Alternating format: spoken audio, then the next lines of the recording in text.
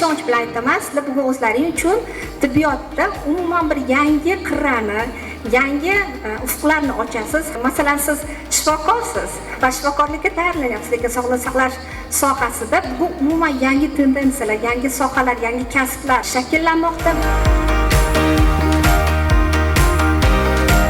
Markaz tarafidan bugungi kunda milliy akkreditatsiya standartlari ishlab chiqildi va sifatga qaratilgan siyosatga o'tilyapti. Songa emas, endi bu yog'iga sifatga. Master plan yaratilyapti. Master planga ko'ra aholini ehtiyojini qamrovidan kelib chiqib turib, klinikalarning ochilishi yoki o'sha yerda xizmatlarni to'g'ri tashkil qilish bo'yicha harakatlar ketma-ketligi belgilab olinyapti. Bularning qatorida akkreditatsiya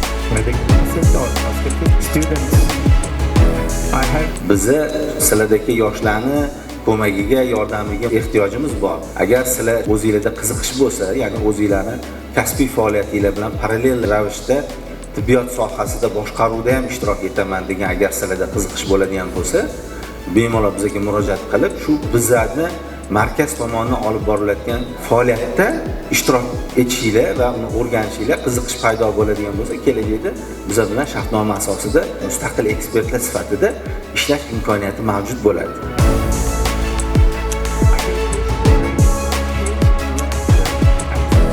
Крепкой системы здравоохранения, да, такой стабильный, оно должно базироваться на крепких стандартах. Тут первый шаг к этому, это понимать эти стандарты, чтобы можно было их правильно имплементировать. Образование и здравоохранение – это самое главное, что повышает уровень качества жизни населения нашей страны. Поэтому вот здесь, получается, так совместилось и образование, да, и здравоохранение. То есть за вами действительно большое будущее.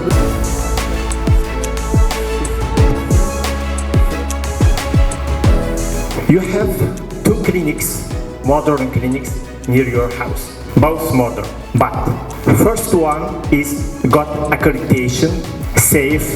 The second one didn't have accreditation and unsafe. Good, not discriminate.